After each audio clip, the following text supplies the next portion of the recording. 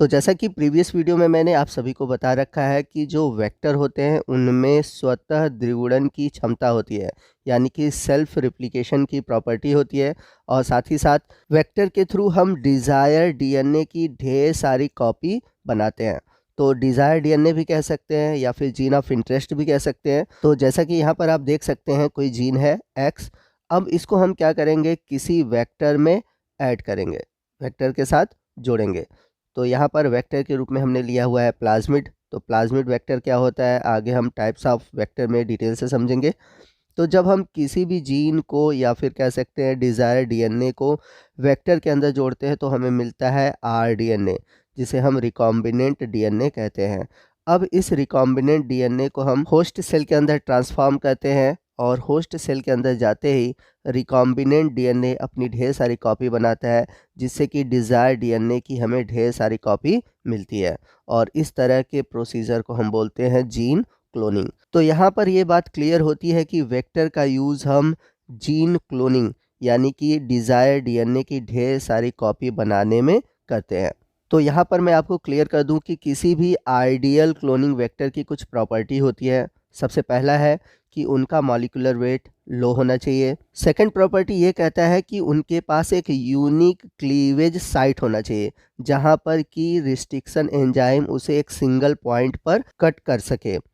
Third property ये कहता है कि होस्ट सेल के अंदर वेक्टर के जाते ही उसमें रिप्लिकेशन की प्रॉपर्टी होनी चाहिए। और लास्ट पॉइंट ये कहता है कि वेक्टर के अंदर एक सेलेक्टेबल मार्कर होना चाहिए, जिसमें कि एंटीबायोटिक रेजिस्टेंस पॉइंट होते हैं। यदि आपको वेक्टर के प्रॉपर्टी को डिटेल में पढ़ना है और जानना है कि सेलेक्टेबल मार्कर क्या होते हैं, रेजिस्टेंस पॉइंट क्या होता है, इसके लिए मैंने एक अलग से वीडियो बनाया हुआ है और उस वीडियो का लिंक मैंने आज के इस वीडियो के नीचे डिस्क्रिप्शन बॉक्स में दे रखा है। उस लिंक पर क्लिक करके आप उस वीडियो को देख सकते हैं। आइए नेक्स्ट हम बात करते हैं कि वेक्टर कितने टाइप के होते हैं। तो फर्स्ट है प्लाज्मिड वेक्टर, सेकंड है बैक्टीरियोफेज वेक्टर, थर्ड है कॉस्मिड वेक्टर, फोर्थ है आर्टिफिशियल क्रोमोसोम वेक्टर्स और फिफ्थ है एक्सप्रेशन वेक्टर्स। तो आइए सबसे पहले हम बात करते हैं प्लाज्मिड वेक्टर की। तो जब हम प्लाज्मिड को वेक्टर के रूप में यूज़ करते हैं तो उसे हम बोलते हैं प्लाज्मिड वेक्टर। और जो प्लाज्मिड वेक्टर होते हैं ये circular double standard DNA molecule होते हैं जो कि बैक्टीरिया के अंदर पाए जाते हैं। और यदि आपने बैक्टीरिया पढ़ा होगा तो आपको पता होगा कि हम प्लाज्मिड को एक्स्ट्रा क्रोमोसोम भी कहते हैं, क्योंकि बैक्टीरिया के अंदर खुद का एक क्रोमोसोम पाया जाता है जिसे हम बोलते हैं बैक्टीरियल क्रोमोसोम। इसके अलावा भी बैक्टीरिया के अंदर कुछ सर्कुलर डीएनए पाए जाते हैं जिसे हम बोलते हैं प्लाज्मिड, इसीलिए प्लाज्मिड को एक्स्ट्रा क्रोमोसोम भी कहा जाता है। प्लाज्मिड वेक्टर भी कई तरह के होते हैं और आर्टिफिशियली भी बनाए गए हैं, जैसे यहाँ पर आप देख सकते हैं PVR 322। इसके पास ओरिजिन ऑफ रिप्लिकेशन है, इसके साथ ही साथ सेलेक्टेबल मार्कर भी हैं और साथ ही साथ कई ढेर सारे रिस्ट्रिक्शन साइट है।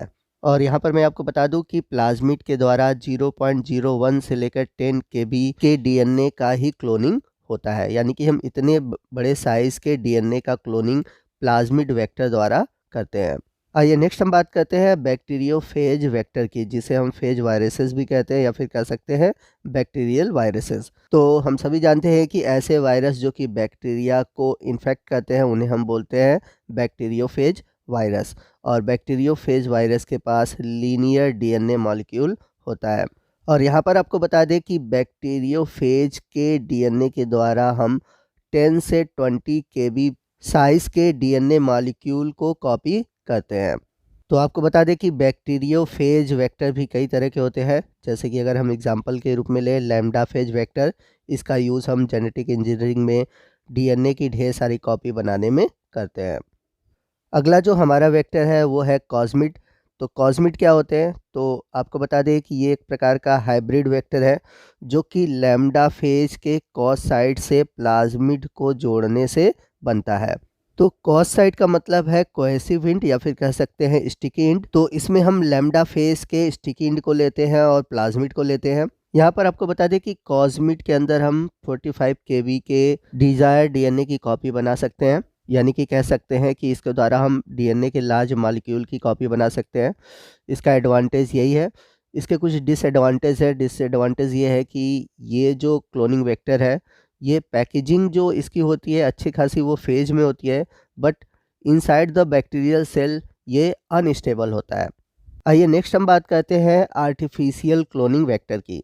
तो बैक्टीरियल आर्टिफिशियल क्रोमोसोम, फिर उसके बाद है ईस्ट आर्टिफिशियल क्रोमोसोम, ये सभी आर्टिफिशियल क्लोनिंग वेक्टर के एग्जाम्पल हैं।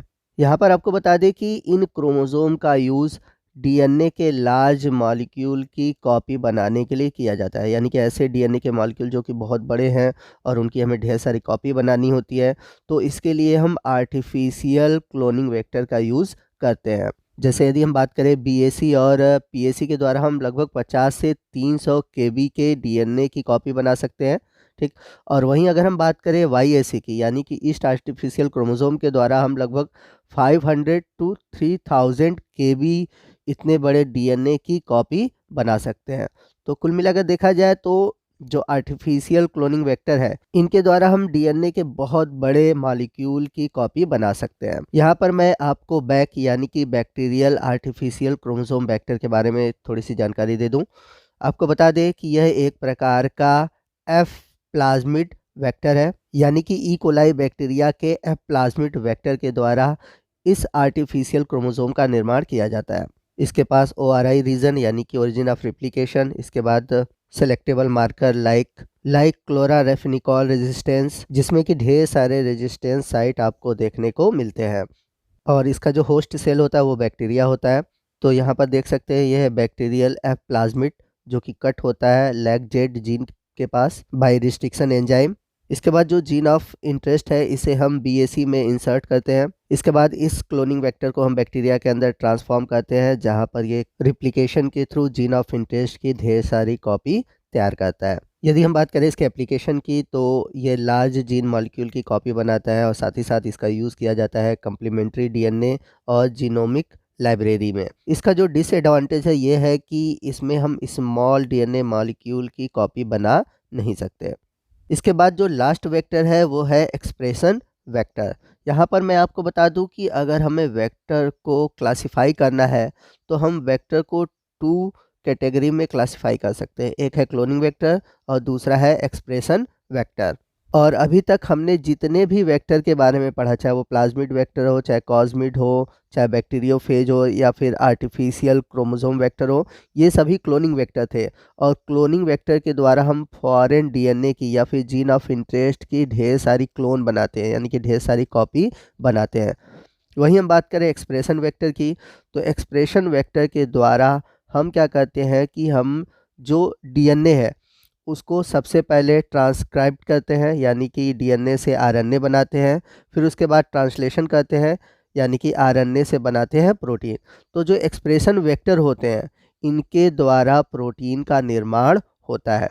याद रखिएगा, क्लोनिंग वेक्टर के द्वारा हम ढेर सारे क्लोन बनाते हैं किसी भी डिज़ायर डीएनए का, लेकिन एक्सप्रेशन वेक्टर के द्वारा हम डीएनए से प्रोटीन बनाते हैं। और यही डिफरेंस है इन दोनों वेक्टर में। यदि आप चाहते हैं कि मैं एक्सप्रेशन वेक्टर पर डिटेल से वीडियो बनाऊं तो प्लीज़ आप कमेंट करिएगा, मैं एक अलग से वीडियो एक्सप्रेशन वेक्टर पर बनाऊंगा। यहाँ पर आप देख सकते हैं कि हम डिफरेंट वेक्टर के द्वारा अलग अलग साइज़ के डीएनए की क्लोनिंग करते हैं।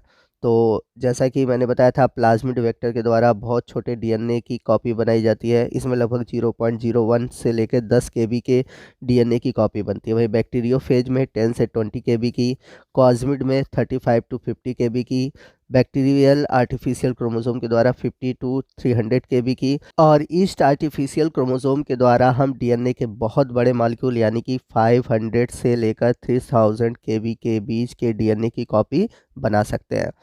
तो यहाँ पर क्लियर आपको हो गया होगा कि हम अलग अलग वेक्टर का यूज़ क्यों करते हैं, क्योंकि अलग अलग साइज़ के डीएनए की कॉपी हमें बनानी होती है। जिस साइज़ का हमारा डीएनए होगा, यानी कि हमारा जीन ऑफ इंटरेस्ट होगा, उसी के अकॉर्डिंग हम अलग अलग तरह के वेक्टर का यूज़ करते हैं।